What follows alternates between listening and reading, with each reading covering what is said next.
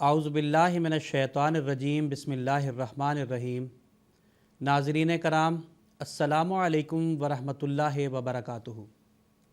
قادیان دارالامان سے ایک نہایت ہی اہم موضوع تعلق باللہ کے عنوان پر اپنے ایک ڈسکشن پروگرام کے ساتھ آپ کی خدمت میں حاضر ہیں۔ ناظرین کرام، اس موضوع کی مناسبت سے آج اسٹوڈیو میں ہم مختلف پہلوؤں پر روشنی ڈالیں گے۔ آج اس پروگرام میں ہمارے ساتھ دو علماء کرام شریک ہیں۔ میں سب سے پہلے ان کا تعارف کروا دینا چاہتا ہوں۔ آج کے اس پروگرام میں ہمارے ساتھ مولانا تنویر احمد صاحب ناصر رونق افروز ہیں۔ اسی طرح ان کے ساتھ والی نشست پر مولانا منصور احمد صاحب مسرور بھی رونق افروز ہیں۔ میں ہر دو حضرات کا اس پروگرام میں خیر مقدم کرتا ہوں۔ ناظرین کرام، اللہ تعالیٰ نے قرآن مجید میں خود انسان کی پیدائش کا مقصد بیان فرمایا ہے۔ اللہ تعالیٰ فرماتا ہے کہ میں نے انسان کو اس لیے پیدا کیا کہ وہ میری عبادت کرے۔ یعنی انسان کی پیدائش کا ایک ہی مقصد جو قرآن کریم میں بتایا گیا ہے وہ اللہ تعالیٰ کی عبادت ہے، کہ انسان خدا کی عبادت کرے اور اس عبادت کے ذریعہ اللہ تعالیٰ کے ساتھ اپنے تعلق کو مضبوط کرے۔ اور اسی مقصد کے پیش نظر انبیاء کی بعثت بھی ہوتی ہے، اور سب سے بڑھ کر ہمارے پیارے آقا سرور کائنات حضرت محمد مصطفیٰ صلی اللہ علیہ وسلم کی بعثت ہوئی۔ آپ نے اس مقصد کو پورا کرنے کے لیے صحابہ کرام کے سامنے بے شمار ذرائع پیش کیے۔ حضرت صلی اللہ علیہ وسلم کے صحابہ کا عمل دیکھنے سے بھی ہمیں یہ بات معلوم ہوتی ہے کہ اللہ تعالیٰ کے ساتھ ان کا تعلق کتنا گہرا تھا۔ اس زمانہ میں حضرت مسیح موعود علیہ السلام اور آپ کے تعلیم یافتہ صحابہ کرام، اور اسی طرح عصر حاضر میں خلفائے احمدیت اس مشن کو آگے بڑھا رہے ہیں۔ آج اس پروگرام میں ہم انہی تمام پہلوؤں کے اوپر بات چیت کریں گے۔ پروگرام کو آگے بڑھاتے ہوئے میں مولانا منصور احمد صاحب مسرور سے یہ جاننا چاہتا ہوں کہ آپ یہ بتائیں کہ عالم اسلام اس بات پر متفق ہے کہ خدا ہے اور اس کو حاصل کیا جا سکتا ہے، لیکن اس کو حاصل کرنے کے طریق مختلف ہیں۔ میں آپ سے درخواست کرتا ہوں کہ آپ یہ بتائیں کہ اسلام تعلق باللہ کے کون سے طریق بیان کرتا ہے؟ بسم اللہ الرحمن الرحیم۔ آج کی گفتگو کا موضوع جیسا کہ آپ نے فرمایا تعلق باللہ ہے۔ تعلق باللہ یعنی اللہ تعالیٰ سے تعلق قائم کرنا اور اس کی رضا اور خوشنودی کو حاصل کرنا، یہی زندگی کا اصل مقصد ہے۔ حضرت مسیح موعود علیہ السلام فرماتے ہیں، کیا زندگی کا ذوق اگر وہ نہیں ملا، لعنت ہے ایسے جینے پہ گر اس سے ہیں جدا۔ جب کوئی بندہ توبہ کرتا ہے اور اللہ تعالیٰ کی طرف رجوع کرتا ہے تو اللہ تعالیٰ کو اس سے بہت زیادہ خوشی ہوتی ہے۔ حدیث میں آتا ہے، حضرت صلی اللہ علیہ وسلم نے فرمایا، اللہ اشد فرحن بتوبت عبدہ حین یتوب، کہ اللہ تعالیٰ کو اس شخص سے بھی زیادہ خوشی ہوتی ہے۔ کون سا شخص؟ حدیث میں آتا ہے کہ جس کی اونٹنی بیابان میں گم ہو گئی ہو اور اس کا زاد راہ اس پر لدا ہوا ہو، اور اس کے نتیجہ میں اس کو اپنی موت سامنے نظر آ رہی ہو، لیکن پھر ایسا ہو کہ اس کو وہ اونٹنی مل جائے تو اس کو جتنی خوشی ہوگی، اللہ تعالیٰ فرماتا ہے کہ جب کوئی بندہ میری طرف رجوع کرتا ہے تو مجھے اس سے بھی زیادہ خوشی ہوتی ہے۔ پھر تعلق باللہ کے ضمن میں یہ عرض ہے کہ سب سے پہلے ہمیں یہ سمجھنا ہوگا کہ اللہ تعالیٰ کی ذات برحق ہے اور وہ ہم سب کا اور پوری کائنات کا خالق و مالک ہے، اور اس کو ہر قدرت اور طاقت حاصل ہے۔ اور ہمیں یہ یقین ہونا چاہیے کہ اللہ تعالیٰ سے تعلق قائم کیا جا سکتا ہے اور اس کی محبت حاصل کی جا سکتی ہے، اور یہ جو اللہ تعالیٰ کی طرف چلنے کا روحانی سفر ہے یہ لامتناہی ہے۔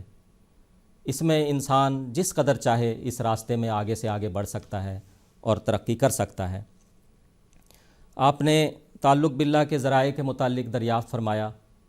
اس ضمن میں سب سے پہلی بات یہ ہے کہ اللہ تعالیٰ کو واحد و لا شریک یقین کرنا اور اسی کی عبادت کرنا اور اسی سے مانگنا، پھر عبادات ہیں. عبادات میں سب سے بہترین عبادت نماز ہے. نماز میں بہت ساری باتیں ایسی جمع کر دی گئی ہیں جو کہ تعلق باللہ کے لیے ممد اور معاون ہے.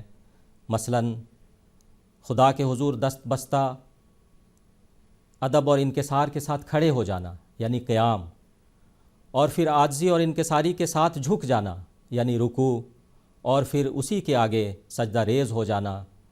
یہ جو ہے سجدہ جو ہے نماز میں یہ تذلل کا ایک انتہائی مقام ہے. اور پھر نماز میں دعا بھی ہے. حضرت مسیح موعود علیہ الصلاۃ والسلام فرماتے ہیں کہ اپنی زبان میں اپنے الفاظ میں دعا کرنی چاہیے. تو جب انسان دعا کرتا ہے اور اس کی دعا قبول ہوتی ہے تو وہ ایمان اور یقین میں اور تعلق باللہ میں بڑھ جاتا ہے. اور پھر نماز میں درود شریف بھی ہے. حضرت مسیح موعود علیہ الصلاۃ والسلام فرماتے ہیں کہ نماز سے بڑھ کر اور کوئی وظیفہ نہیں. اس میں حمد الہی ہے، استغفار ہے، درود شریف ہے. آپ نے فرمایا کہ تمام اوراد اور وظائف کا مجموعہ یہی نماز ہے، اس لیے نماز کو سنوار کر پڑھو. پھر آپ نے فرمایا کہ سارا گھر اگر غارت ہوتا ہے تو ہو جانے دو، مگر نماز کو ترک مت کرو. پھر تعلق باللہ کے لیے تلاوت قرآن مجید بھی بہت ضروری ہے. ترجمہ کے ساتھ اور سمجھ کر قرآن مجید کی تلاوت کرنا اور پڑھنا، اور حتی المقدور اس کے احکامات پر عمل کرنا. پھر تعلق باللہ کے لیے حضرت مسلم موعود رضی اللہ عنہ نے فرمایا کہ اللہ تعالیٰ کی صفات پر غور کرنا بھی ضروری ہے، اور اللہ تعالیٰ کی صفات پر غور کرنا اور اس جیسا بننے کی کوشش کرنا. مثال کے طور پر اللہ تعالیٰ کی ایک صفت ستار ہے. ستار کے معنی پردہ پوشی کرنا، پردہ پوشی کرنے والا ستار. تو اللہ تعالیٰ کی اس صفت کو ہمیں بھی اپنانا چاہیے. ہمیں نہیں چاہیے کہ ہم لوگوں کے عیب بیان کرتے پھریں.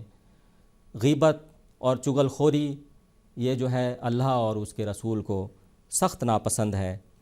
اور پھر تعلق باللہ کے لیے ایک بہت ہی ضروری چیز جو ہے وہ یہ ہے، یعنی بنی نوع انسان کی ہمدردی اور خیرخواہی. حضرت صلی اللہ علیہ وسلم نے فرمایا الخلق و عیال اللہ، کہ بنی نوع انسان اللہ تعالیٰ کا کنبہ ہے. اور پھر وسلم نے فرمایا کہ انسانوں میں سے وہ انسان اللہ کو سب سے زیادہ پسند ہے جو اس کے کنبہ کے ساتھ، اس کی مخلوق کے ساتھ اچھا سلوک کرتا ہے اور اس کے لیے سب سے زیادہ نفع رساں ہے. اور آخر پر سیدنا حضرت مسلم موعود رضی اللہ عنہ کے حوالہ سے ہی عرض ہے کہ اللہ تعالیٰ قرآن مجید میں فرماتا ہے کہ بعض لوگوں کو وہ پسند نہیں کرتا. مثال کے طور پر اللہ تعالیٰ فرماتا ہے کہ وہ مختال کو پسند نہیں کرتا، یعنی کہ جو تکبر کرتے ہیں، تکبر کرنے والوں کو. اسی طرح اللہ تعالیٰ فرماتا ہے کہ وہ فخور کو پسند نہیں کرتا، فخر کرنے والوں کو. معتد جو حد سے آگے بڑھنے والے ہیں، خوان خیانت کرنے والے، اسیم گناہگار، مفسد جو زمین میں فتنہ و فساد پھیلاتے ہیں. اسی طرح کفور، ناشکرے اور مسرف، اسراف کرنے والے، اور اسی طرح ظالم یعنی ظلم کرنے والے. تو اللہ تعالیٰ فرماتا ہے میں ایسے لوگوں کو پسند نہیں کرتا. تو تعلق باللہ کے لیے ضروری ہے کہ ہم ایسے نہ بنیں، اور یہ جو برائیاں ہیں، فتنہ و فساد اور ناشکری، ان برائیوں سے ہمیں بچنا بہت ضروری ہے. جزاکم اللہ تعالیٰ واسن الجزا. پروگرام کو آگے بڑھاتے ہوئے خاکسار مولانا تنویر احمد ناصر صاحب سے یہ درخواست کرتا ہے کہ اس بات پر روشنی ڈالیں کہ ہمارے پیارے آقا حضرت نبی کریم محمد مصطفیٰ صلی اللہ علیہ وسلم نے جو تعلق باللہ کے لیے جو ذرائع اختیار کیے وہ کیا تھے؟ اللہ تعالیٰ نے قرآن مجید میں عبادات اور مخلوق خدا سے ہمدردی، ان دونوں چیزوں کا ساتھ ساتھ ذکر کیا ہے، اور ان دونوں اعمال کو اپنی محبت اور اپنے قرب کا ذریعہ قرار دیا ہے. اس اعتبار سے جب ہم حضرت صلی اللہ علیہ وسلم کی سیرت طیبہ کا مطالعہ کرتے ہیں تو ان دونوں چیزوں کا نہایت خوبصورت امتزاج آپ کی سیرت طیبہ میں پاتے ہیں. بچپن سے ہی حضرت صلی اللہ علیہ وسلم کو عبادات سے خاص شغف تھا. جوانی میں آپ ہر سال 1 مہینہ غار حرا میں اعتکاف کیا کرتے تھے. آپ کی اس محبت الہی کو دیکھ کر ہی مکہ کے لوگ یہ کہنے لگ گئے تھے کہ عاشقہ محمد ربہ، یہ عشق الہی اور تعلق باللہ کے حصول کی تڑپ ہی تھی کہ آپ صلی اللہ علیہ وسلم اکثر حضرت داؤد علیہ السلام کی یہ دعا پڑھا کرتے تھے، اے اللہ میں تجھ سے تیری محبت مانگتا ہوں اور اس کی محبت بھی جو تجھ سے محبت کرتا ہے۔ میں تجھ سے ایسے عمل کی توفیق مانگتا ہوں جو مجھے تیری محبت تک پہنچا دے۔ اے اللہ میرے دل میں اپنی اتنی محبت ڈال دے جو میری ذات، میرے مال اور میرے اہل اور ٹھنڈے پانی سے بھی زیادہ ہو۔ آپ صلی اللہ علیہ وسلم کو نماز سے اس قدر عشق تھا کہ فرضیت نماز کے اول روز سے لے کر تا زم واپسی آپ نے ارشاد باری تعالیٰ اقم الصلاۃ لدلوک الشمس الی غسق اللیل و قرآن الفجر، اس ارشاد کی ایسی تعمیل فرمائی کہ اللہ تعالیٰ نے قرآن مجید میں آپ کا خصوصیت کے ساتھ ذکر فرمایا، آپ کی اس خاصیت کا کہ اے محمد تو لوگوں سے کہہ دے کہ میرا جینا، میرا مرنا، میری نمازیں، میری عبادتیں سب اللہ رب العالمین کے لیے ہے۔ نماز تہجد آپ کی روح کی غذا تھی۔ ارشاد باری تعالیٰ کہ انا ناشئۃ اللیل ہی اشد وطن واقوام مقیلا، کہ رات کا اٹھنا یقیناً نفس کو پاؤں تلے کچلنے کے لیے زیادہ شدید اور قول کے لحاظ سے زیادہ مضبوط ہے۔ آپ صلی اللہ علیہ وسلم نے اس کا ایسا حق ادا کیا کہ اللہ تعالیٰ نے آپ کی اس شب بیداری کا قرآن مجید میں ذکر فرمایا۔ اللہ تعالیٰ نے فرمایا الذی یراک حین تقوم وتقلبک فی الساجدین، کہ وہ جو تجھے دیکھ رہا ہوتا ہے جب تو کھڑا ہوتا ہے اور سجدہ کرنے والوں میں تیری بے قراری کو بھی۔ پھر حضرت عائشہ رضی اللہ تعالیٰ عنہ کی ایک روایت ہے آپ کی عبادات کے تعلق سے، آپ فرماتی ہیں کہ آپ رات کو اس قدر لمبی عبادات بجا لایا کرتے تھے کہ آپ کے پاؤں متورم ہو کر پھٹ جاتے تھے۔ حضرت عائشہ فرماتی ہیں ایک دفعہ میں نے عرض کیا یا رسول اللہ آپ اس قدر مشقت کیوں برداشت کرتے ہیں؟ کیا اللہ تعالیٰ نے آپ کے تمام اگلے پچھلے گناہ، تمام خطائیں معاف نہیں فرما دیں؟ تو آپ صلی اللہ علیہ وسلم نے فرمایا اے عائشہ کیا میں اللہ تعالیٰ کا شکر گزار بندہ نہ بنوں؟ پھر مخلوق خدا سے ہمدردی ہے، اور یہ بھی ایک ایسا وصف ہے جس کا خصوصیت کے ساتھ اللہ تعالیٰ نے قرآن مجید میں ذکر فرمایا، اور اللہ تعالیٰ نے فرمایا کہ یہ میری رضا کے حصول کا ایک ذریعہ ہے۔ سورہ الروم آیت 39 میں اللہ تعالیٰ نے اس کا ذکر فرمایا ہے۔ اس پہلو سے جب ہم حضرت صلی اللہ علیہ وسلم کی سیرت طیبہ کا مطالعہ کرتے ہیں تو معلوم ہوتا ہے کہ یہ وصف آپ کی ذات بابرکات میں نہایت آب و تاب کے ساتھ جلوہ گر تھا۔ آپ صلی اللہ علیہ وسلم فرمایا کرتے تھے دین تو خیر خواہی کا نام ہے۔ ایک واقعہ حضرت صلی اللہ علیہ وسلم کی پاکیزہ سیرت کا بیان کرتا ہوں۔ ایک مرتبہ آپ صلی اللہ علیہ وسلم کو 10 درہم ملے، تو آپ صلی اللہ علیہ وسلم نے ان میں سے 4 درہم کا ایک کرتا خریدا۔ تو ایک انصاری صحابی نے جب دیکھا تو اس نے کہا کہ یا رسول اللہ یہ کرتا مجھے عنایت فرما دیں، اللہ تعالیٰ آپ کو جنت کا لباس عطا فرمائے گا۔ آپ صلی اللہ علیہ وسلم نے وہ کرتا اس انصاری کو دے دیا۔ اس کے بعد پھر آپ نے 4 درہم کا ایک اور کرتا خریدا، اور جب آپ چلے تو راستے میں آپ کو ایک لونڈی ملی جو رو رہی تھی۔ آپ صلی اللہ علیہ وسلم نے اس سے اس کے رونے کا سبب پوچھا، تو اس نے کہا کہ میرے مالک نے مجھے 2 درہم دے کر آٹا لینے کے لیے بھیجا تھا، اور وہ 2 درہم مجھ سے کہیں گر گئے ہیں۔ تو آپ صلی اللہ علیہ وسلم نے وہ 2 باقی درہم جو تھے وہ اس بچی کو دیے اور اس کو آٹا خرید کر دیا، اور جب چلنے لگے تو وہ پھر رونے لگی۔ تو آپ صلی اللہ علیہ وسلم نے پوچھا کہ اب کیوں روتی ہو؟ تو اس نے کہا کہ مجھے ڈر ہے کہ کہیں دیر ہو جانے کی وجہ سے میرا مالک مجھے مارے نہیں۔ تو آپ صلی اللہ علیہ وسلم اس کو لے کر اس کے گھر تک گئے، اس کے مالک سے جا کر کہا کہ یہ دیر ہو جانے کی وجہ سے ڈرتی تھی اور روتی تھی۔ تو وہ مالک جو تھا مسلمان تھا، اس نے کہا یا رسول اللہ آپ کے قدم رنجہ فرمانے کی وجہ سے میں اس کو آزاد کرتا ہوں۔ تو آپ صلی اللہ علیہ وسلم نے اس کو نیک انجام کی بشارت دی اور فرمایا کہ اللہ تعالیٰ نے ہمارے 10 درہموں میں کتنی برکت ڈالی کہ اس کے ذریعے سے ایک انصاری کو لباس ملا، اور اللہ تعالیٰ کے نبی کو بھی ایک لباس ملا، اور ایک غلام اس کے نتیجے میں آزاد ہوا۔ تو آپ صلی اللہ علیہ وسلم نے فرمایا کہ میں اس خدا کی تعریف کرتا ہوں جس نے اپنی قدرت سے ہمیں یہ سب کچھ عطا کیا۔ آخر میں حضرت انس رضی اللہ تعالیٰ عنہ کی ایک روایت بیان کر کے اس بیان کو ختم کروں گا۔ حضرت انس رضی اللہ تعالیٰ عنہ فرماتے ہیں کہ حضرت صلی اللہ علیہ وسلم کی آخری وصیت جب آپ کی وفات کا وقت تھا اور جان کنی کی حالت تھی، اس وقت جب کہ آپ کا سانس اکھڑا ہوا تھا، آپ صلی اللہ علیہ وسلم نے فرمایا الصلاۃ وما ملکت ایمانکم، کہ یاد رکھنا نماز اور جو کچھ تمہارے دائیں ہاتھ جس کے مالک ہیں. یعنی نماز اور حقوق اللہ اور حقوق العباد، یہ دونوں چیزوں کے آپ صلی اللہ علیہ وسلم نے حقوق ادا کرنے کا اپنی آخری وصیت میں بڑی خاصیت کے ساتھ، خصوصیت کے ساتھ ذکر فرمایا. اور حقوق اللہ اور حقوق العباد کا اس ایک جملے میں نہایت خوبصورت امتزاج نظر آتا ہے کہ کس طرح آن حضرت صلی اللہ علیہ وسلم نے اپنی ساری زندگی اللہ تعالیٰ کی رضا کی حصول کے لیے جہاں اللہ تعالیٰ کے حقوق ادا کیے، وہاں اللہ تعالیٰ کے بندوں کے حقوق کی بھی نگرانی فرمائی. جزاکم اللہ تعالیٰ واسن الجزا. پروگرام کو آگے بڑھاتے ہوئے خاکسار مولانا منصور احمد صاحب مسرور سے یہ گزارش کرتا ہے کہ آپ سیدنا حضرت محمد مصطفیٰ صلی اللہ علیہ وسلم کے تعلیم یافتہ صحابہ کرام کے جو تعلق باللہ کے واقعات ہیں ان پر جو ہے کچھ روشنی ڈالیں. صحابہ کرام رضوان اللہ علیہ مجمعین کے تعلق باللہ کے ضمن میں عرض ہے کہ اللہ تعالیٰ نے قرآن مجید میں متعدد مقامات پر یہ فرمایا ہے رضی اللہ عنہم ورضوا عنہ، کہ اللہ تعالیٰ صحابہ سے راضی ہو گیا اور صحابہ اللہ تعالیٰ سے راضی ہو گئے. حضرت مسیح موعود علیہ الصلاۃ والسلام اپنے ایک منظوم کلام میں فرماتے ہیں مجھ کو کیا ملکوں سے میرا ملک ہے سب سے جدا، مجھ کو کیا تاجوں سے میرا تاج ہے رضوان یار. یعنی اللہ تعالیٰ کی رضا ہی دراصل زندگی کا اصل مقصود ہے.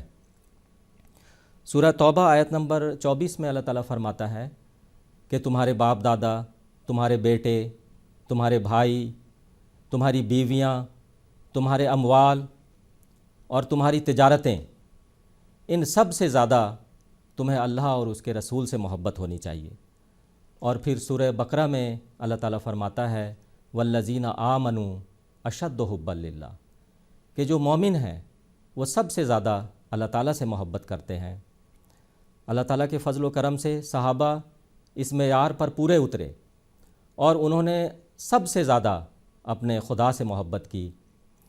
اور مال اور جائیداد کی کیا بات ہے، صحابہ کرام رضوان اللہ علیہ مجمعین نے اپنی جانوں کا عظیم الشان، اپنی جانوں کی قربانیوں کا عظیم الشان نذرانہ اللہ تعالیٰ کے حضور پیش کیا. خاکسار صحابہ کے تعلق باللہ کے کچھ مختصر واقعات عرض کرتا ہے. جنگ تبوک کی بات ہے. حضرت ابو بکر رضی اللہ عنہ جنگ تبوک کے موقع پر جو کچھ بھی تھا گھر میں سارا کچھ لے کر حضرت صلی اللہ علیہ وسلم کی خدمت میں حاضر ہو گئے. حضرت صلی اللہ علیہ وسلم نے دریافت فرمایا کہ ابو بکر کیا گھر میں بھی کچھ چھوڑ آئے ہو؟ تو حضرت ابو بکر رضی اللہ عنہ نے عرض کیا کہ گھر میں فقط اللہ اور اس کے رسول کا نام چھوڑ آیا ہوں. اور اسی موقع کی بات ہے حضرت عمر رضی اللہ عنہ نصف جائیداد لے کر حاضر ہو گئے. ایک موقع پر حضرت ابو بکر رضی اللہ عنہ کو ان کے بیٹے نے کہا کہ ابا جی فلاں جنگ کے موقع پر آپ مجھے کئی دفعہ نظر آئے، یعنی آپ میری زد میں آ جاتے تھے اور میں چاہتا تو آپ کو مار سکتا تھا. حضرت ابو بکر رضی اللہ عنہ نے کہا کہ بیٹے یہ اتفاق کی بات ہے کہ تم مجھے نظر نہیں آئے، اگر تم مجھے نظر آتے تو میں یقیناً تمہیں مار دیتا. تو یہ تعلق باللہ کی بہت ہی عظیم الشان مثال ہے کہ حضرت ابو بکر رضی اللہ عنہ کے دل میں بیٹے کی محبت سے زیادہ اللہ تعالیٰ کی محبت غالب تھی. پھر حضرت ابو طلحہ انصاری رضی اللہ عنہ کا یہ واقعہ ہے کہ جب یہ آیت اتری لن تنالوا البر حتی تنفقوا مما تحبون، تو آپ حضرت صلی اللہ علیہ وسلم کی خدمت میں حاضر ہوئے اور عرض کیا کہ اللہ کے رسول یہ آیت اتری ہے، یہ اللہ تعالیٰ کا حکم نازل ہوا ہے، تو میں چاہتا ہوں کہ جو اپنا میرا سب سے پیارا باغ ہے بیرہا کا باغ وہ میں اللہ تعالیٰ کے راستے میں قربان کروں. تو حضرت صلی اللہ علیہ وسلم نے فرمایا کہ یہ بہت ہی اچھا سودا ہے، اور آپ نے حضرت ابو طلحہ رضی اللہ عنہ نے بیرہا کا باغ اللہ تعالیٰ کے راستے میں وقف کر دیا. پھر حضرت ابو طلحہ رضی اللہ عنہ کی جو اہلیہ ہیں ام سلیم، ان کا تعلق باللہ کا ایک بہت ہی عظیم الشان واقعہ آتا ہے کہ ایک موقع پر حضرت صلی اللہ علیہ وسلم نے حضرت ابو طلحہ رضی اللہ عنہ کو مدینہ سے باہر کسی کام سے بھجوایا تھا اور آپ کا بچہ بیمار تھا. آپ کی واپسی سے پہلے بچہ فوت ہو گیا تو ام سلیم رضی اللہ عنہا نے بچے پر کپڑا ڈال دیا، اور جب ابو طلحہ رضی اللہ عنہ گھر واپس آتے ہیں تو پوچھتے ہیں کہ بچے کا کیا حال ہے، تو ام سلیم کہتی ہیں کہ بچہ آرام سے ہے. اور شوہر جب باہر سے آتا ہے تھکا ماندہ تو جس طرح عورت خدمت کرتی ہے، حضرت ام سلیم رضی اللہ عنہ نے خدمت کی اور ان کا استقبال کیا اور چہرے سے کوئی حزن و ملال کے آثار ظاہر نہیں ہونے دیے، اور کھانا کھلایا اور پانی پلایا، اور پھر فرصت سے پوچھا کہ بتاؤ تو صحیح کہ اگر کوئی شخص کسی کے پاس کوئی امانت رکھے اور پھر وہ امانت واپس لینے آئے تو وہ امانت اس کو واپس کرنی چاہیے کہ نہیں؟ تو حضرت ابو طلحہ رضی اللہ عنہ نے کہا کہ بالکل واپس کرنی چاہیے، جس کی چیز ہے اس کو دینی چاہیے، واپس کرنی چاہیے. تو پھر حضرت ام سلیم رضی اللہ عنہ پوچھتی ہیں کہ اس کو افسوس تو ہوگا؟ تو حضرت ابو طلحہ کہتے ہیں کہ افسوس کیسا، جس کی چیز تھی اس کو واپس کرنی ہے تو اس میں افسوس کی کوئی بات نہیں ہے. تو کہتی ہیں کہ اچھا اگر ایسی بات ہے تو ہمارا بچہ جو اللہ تعالیٰ کی امانت تھا وہ اللہ تعالیٰ نے واپس بلا لیا، یعنی وہ فوت ہو گیا. تو یہ ایک صحابیہ کا عظیم الشان تعلق باللہ کا واقعہ ہے. وہ اگر نہ صحابہ کے تعلق باللہ کے بہت بڑے بڑے واقعات ہیں. آخر پر خاکسار مصعب بن عمیر رضی اللہ عنہ کے بارے میں اختصار سے عرض کر کے اپنی بات ختم کرے گا. حضرت مصعب بن عمیر رضی اللہ عنہ بہت ہی مالدار والدین کے بیٹے تھے اور بہت ہی ناز و نعم میں پلے تھے. جب مسلمان ہو گئے اور والدین کو پتہ لگا تو انہیں بہت ہی تکلیف ہوئی. انہوں نے حضرت مصعب بن عمیر رضی اللہ عنہ کو قید کر دیا. مصعب بن عمیر رضی اللہ عنہ کسی طرح قید سے نکل بھاگے، اور قید سے نکلنے کے بعد پھر آپ نے حبشہ کی طرف ہجرت کی. حبشہ سے جب آپ واپس آئے تو حضرت صلی اللہ علیہ وسلم نے آپ کو مدینہ مسلمانوں کی تعلیم و تربیت کے لیے بھجوا دیا، کیونکہ اس وقت مدینہ میں کچھ لوگ مسلمان ہو گئے تھے، اسلام وہاں جو ہے شروع ہو چکا تھا. اس وجہ سے حضرت مصعب بن عمیر رضی اللہ عنہ کو پہلا مبلغ اسلام کہا جاتا ہے. ایک موقع پر مصعب بن عمیر رضی اللہ عنہ حضرت صلی اللہ علیہ وسلم کی مجلس میں حاضر ہوئے. آپ کے بدن میں پورا کپڑا بھی نہیں تھا، اور جو تھا وہ بھی بہت خستہ تھا. حضرت صلی اللہ علیہ وسلم یہ دیکھ کر آپ دیدہ ہو گئے. آپ نے مصعب بن عمیر رضی اللہ عنہ کی حوصلہ افزائی کرتے ہوئے فرمایا کہ میں نے مصعب بن عمیر کو اس حال میں مکہ میں دیکھا ہے کہ اس سے زیادہ کوئی صاحب ثروت اور صاحب دولت نہیں تھا، لیکن اس نے اللہ اور اس کے رسول کی محبت میں اور اس کی نصرت اور تائید میں اپنا یہ حال کر لیا ہے. فرمایا کہ مصعب بن عمیر نے اللہ کی محبت میں سب کچھ چھوڑ دیا تو اللہ تعالیٰ نے بھی پھر اس کے چہرے پر نور عطا کیا. تو یہ صحابہ کے تعلق باللہ کے کچھ واقعات خاکسار نے اختصار سے عرض کیے ہیں. جزاکم اللہ تعالی واسن الجزا. پروگرام کے تسلسل میں مولانا تنویر احمد ناصر صاحب سے یہ دریافت کرنا چاہتا ہوں کہ آج جماعت احمدیہ خلافت خامسہ کے بابرکت دور میں ترقیات کی منازل طے کر رہی ہے. تو تنویر صاحب یہ بتائیں کہ آج جماعت احمدیہ حضرت مسیح موعود علیہ الصلوۃ والسلام کے ارشادات کی روشنی میں تعلق باللہ کے لیے کس طرح کوشاں ہے؟ اللہ تعالیٰ کا یہ بے انتہا فضل و احسان ہے کہ اس نے ہمیں اس زمانے کے امام سیدنا حضرت اقدس مسیح موعود علیہ الصلوۃ والسلام کو ماننے اور آپ کی بیعت کرنے کی توفیق عطا فرمائی. آپ نے قرآن و سنت کی روشنی میں تعلق باللہ کے حصول کے نہایت زرعی اور خوبصورت اصول بیان فرمائے ہیں. حضرت مسیح موعود علیہ الصلوۃ والسلام فرماتے ہیں خدا تعالیٰ نے انسان کو اس لیے پیدا کیا کہ وہ اس کا قرب اور اس کی معرفت حاصل کرے. اللہ تعالیٰ فرماتا ہے وما خلقت الجن والانس الا لیعبدون. جو اس اصل غرض اور مدعا کو مد نظر نہیں رکھتا، تو ایسے شخص کے ساتھ سوائے اس کے کہ خدا تعالیٰ اس کو چند روز کی مہلت دے کر پھر اپنے پاس واپس بلا لے، اور کیا کیا جا سکتا ہے؟ فرمایا کہ پس انسان کی سعادت مندی اسی میں ہے کہ وہ ضرور اللہ تعالیٰ سے کچھ نہ کچھ تعلق رکھے۔ پھر تعلق باللہ کے ایک خوبصورت ذریعے یعنی قیام نماز کا ذکر کرتے ہوئے حضرت مسیح موعود علیہ الصلوۃ والسلام نے افراد جماعت کو نصیحت فرمائی۔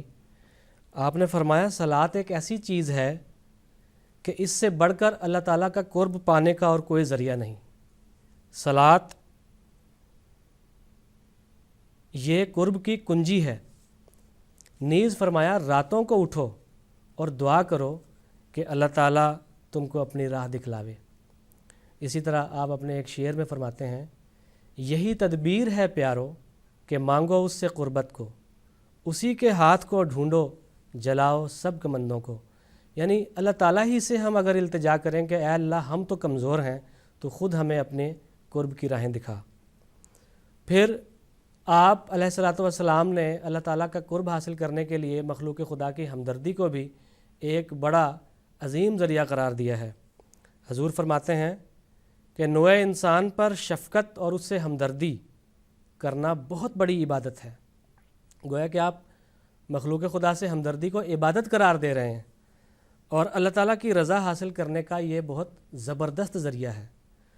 پھر فرمایا تم جو میرے ساتھ تعلق رکھتے ہو، یاد رکھو کہ تم ہر شخص سے خواہ وہ کسی مذہب کا ہو ہمدردی کرو، اور بلا تمیز ہر ایک کے ساتھ نیکی کرو، کیونکہ یہی قرآن شریف کی تعلیم ہے۔ بس آج ہم خوش قسمت ہیں کہ جہاں اللہ تعالیٰ نے ہمیں حضرت مسیح موعود علیہ الصلوۃ والسلام کو مان کر آپ کی تعلیمات پر عمل کرنے کی توفیق عطا فرمائی، وہیں اس زمانے میں ہمیں خلافت جیسی نعمت عطا فرمائی، اور آج ہمارے درمیان سیدنا حضرت خلیفۃ المسیح الخامس سید اللہ تعالیٰ بنصرہ العزیز موجود ہیں، اور بنفس نفیس آپ قرآن و سنت اور حضرت مسیح موعود علیہ الصلوۃ والسلام کے فرمودات کی روشنی میں تعلق باللہ کے حصول کے بڑے خوبصورت ذرائع بیان فرماتے ہیں اپنے خطبات اور خطابات میں۔ حضور نے مسند خلافت پر متمکن ہونے کے پہلے دن سے ہی قیام نماز کی طرف لوگوں کو توجہ دلانی شروع کی۔ آپ نماز کو قرب الہی کا ذریعہ قرار دیتے ہوئے ایک جگہ فرماتے ہیں، ہر وہ انسان جو اللہ تعالیٰ کا عبادت گزار بندہ بننا چاہتا ہے، اس کا قرب حاصل کرنا چاہتا ہے، اپنے آپ کو اور اپنی نسلوں کو پاک کرنا چاہتا ہے، شیطان کے حملوں سے بچنا چاہتا ہے، تو اس کے لیے ایک ہی ذریعہ ہے کہ عبادت کی طرف توجہ دے، اور اس کے لیے سب سے ضروری چیز نماز باجماعت کا قیام ہے۔ سیدنا حضور انور ایدہ اللہ تعالیٰ بنصرہ العزیز نے سن 2019 میں فرانس کا دورہ کیا، اور جہاں یونیسکو میں آپ نے ایک نہایت مارکہ آرا خطاب فرمایا۔ اس خطاب میں آپ افراد جماعت کو نصیحت کرتے ہوئے فرماتے ہیں کہ ہمیں یہ تعلیم رسول کریم صلی اللہ علیہ وسلم نے دی ہے، جس میں آپ نے بتایا کہ روحانی ترقی کا خدمت انسانیت کے ساتھ گہرا تعلق ہے، اور ایک مسلمان صرف عبادات اور نمازوں کے ذریعے سے اللہ تعالیٰ کا قرب حاصل نہیں کر سکتا، بلکہ رضائے باری تعالیٰ کا حصول مسلمانوں سے یہ تقاضا کرتا ہے کہ وہ انسانیت کی بھی خدمت کریں۔ حضور نے فرمایا کہ قرآن کریم کی سورہ البلد کی آیت 15 تا 17 میں اللہ تعالیٰ مسلمانوں کو غربت اور بھوک ختم کرنے، یتیموں کی ضروریات پوری کرنے، مسکینوں اور غریب بچوں کی تعلیم فراہم کرنے کی نصیحت فرماتا ہے، تاکہ ان لوگوں کو بھی اپنی زندگی میں پھلنے پھولنے کا موقع ملے۔ جماعت احمدیہ مسلمہ قرآن مجید کی ان تعلیمات پر نہایت خوبصورتی کے ساتھ حتی الوسع پوری دنیا میں عمل پیرا ہے، کوشش کر رہی ہے۔ حضور نے فرمایا کہ ہمارا یہ ایمان ہے کہ اسلام پیار اور محبت کا مذہب ہے، پس ہم مذہب و نسل کے امتیاز کے بغیر دنیا میں مخلوق خدا کی ہمدردی میں مصروف ہیں۔ حضور نے فرمایا کہ جماعت احمدیہ افریقہ میں خدمت انسانیت کے کاموں میں مصروف ہے، جہاں دور دراز کے علاقوں میں جماعت احمدیہ ہاسپٹل کا قیام کر رہی ہے، سیکنڈری اور پرائمری سکولز کھول رہی ہے، اسی طرح پانی پینے کے لیے نلکے لگائے جا رہے ہیں۔ حضور نے فرمایا کہ جب ان علاقوں میں صاف پانی کے نلکوں سے پانی نکلتا ہے تو افریقہ کے ان دور دراز پسماندہ علاقوں کے لوگوں کو جب وہ پانی کی تازہ دھار نظر آتی ہے، صاف شفاف پانی، تو ان کی خوشی کا ٹھکانہ نہیں ہوتا، گویا ان کو دنیا کی سب سے قیمتی چیز مل گئی۔ حضور انور اید اللہ تعالیٰ بن نصر العزیز نے فرمایا کہ قرآن کریم میں تو یہاں تک لکھا ہے کہ جو نمازی لوگوں کا حق ادا نہیں کرتے، جو انسانیت کی خدمت نہیں کرتے، جو یتیموں کو کھانا نہیں کھلاتے، جو مسکینوں کا خیال نہیں رکھتے، جو غریبوں کا خیال نہیں رکھتے اور جو ظلم کرتے ہیں، ان کی نمازیں ان کے لیے ہلاکت کا باعث ہیں۔ بس یہ بڑے خوف کا مقام ہے کہ ہمیں جہاں اپنی نمازوں کو بڑے خوف اور حضور کے ساتھ اس مقصد کو مد نظر رکھتے ہوئے ادا کرنا ضروری ہے کہ ہم اللہ تعالیٰ کا قرب حاصل کریں، وہیں انسانیت کی خدمت بھی ضروری ہے، تاکہ ان دونوں ذرائع کے ذریعے ہم اللہ تعالیٰ کے مقرب بندے بن سکیں اور اللہ تعالیٰ کی رضا حاصل کر سکیں، اور حقوق اللہ اور حقوق العباد دونوں کے ذریعے سے ہم اللہ تعالیٰ کے مقرب بندے بن سکیں۔ جزاکم اللہ تعالی واسن الجزا۔ ناظرین، اس کے ساتھ ہی ہمارے آج کے اس پروگرام کا وقت ہوا چاہتا ہے۔ میں پروگرام کے اختتام پر حضرت مسیح موعود علیہ الصلوۃ والسلام کا ایک اقتباس پیش کرنا چاہتا ہوں۔ حضرت مسیح موعود علیہ الصلوۃ والسلام فرماتے ہیں، وہ خدا جو تمام نبیوں پر ظاہر ہوتا رہا اور حضرت موسیٰ علیہ السلام کلیم اللہ پر بمقام طور ظاہر ہوا اور حضرت مسیح پر شعیر کے پہاڑ پر طلوع فرمایا اور حضرت محمد مصطفیٰ صلی اللہ علیہ وسلم پر فاران کے پہاڑ پر چمکا، وہی قادر قدوس خدا میرے پر تجلی فرما ہوا ہے۔ اس نے مجھ سے باتیں کیں اور مجھے فرمایا کہ وہ اعلیٰ وجود جس کی پرستش کے لیے تمام نبی بھیجے گئے میں ہوں، میں اکیلا خالق اور مالک ہوں اور کوئی میرا شریک نہیں، اور میں پیدا ہونے اور مرنے سے پاک ہوں۔ ضمیمہ رسالہ جہاد، روحانی خزائن، جلد 17، صفحہ 29۔ ناظرین، اس کے ساتھ ہی ہمارا آج کا یہ پروگرام اختتام پذیر ہوتا ہے۔ السلام علیکم ورحمۃ اللہ وبرکاتہ۔